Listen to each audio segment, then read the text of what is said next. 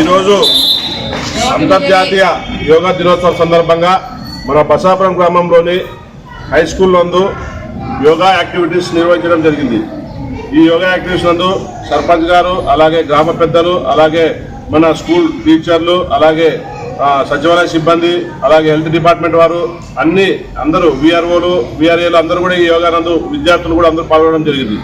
యోగా అనేది మనం పొద్దున్న లేస్తేనే ప్రతి ఒక్క మనిషి ఈ రోజు నుంచి కనీసం మేడం చెప్పినట్టుగా ఏదో ఒక రెండు ప్రయోగాలు మనం యోగా చేస్తే మన శరీరానికి, అంటే ఇప్పుడు బీపీలు, షుగర్లు కానీ ఇవన్నీ ఏ హెల్త్ ప్రాబ్లమ్స్ అనేవి ఉండవు. కాబట్టి ఏదో ఒక రెండు యోగాసనాలు కూడా ప్రాక్టీస్ చేసి సులభంగా ఉండేవి, ఏవి మనకు బాడీ సహకరిస్తే అవి సులభంగా ఉండే యోగాసనాలు చేయాలని చెప్పి, అలాగే ఈరోజు రాష్ట్ర వ్యాప్తంగా అంతర్జాతీయ యోగా దినోత్సవాన్ని మన కూటమి ప్రభుత్వం ఆధ్వర్యంలో శ్రీ ప్రధానమంత్రి నరేంద్ర మోడీ గారు ఈరోజు వైజాగ్లో అంతర్జాతీయ యోగా దినోత్సవం సందర్భంగా చాలా పెద్ద ఎత్తున కార్యక్రమం రాష్ట్ర ప్రభుత్వం ఏర్పాటు చేసింది.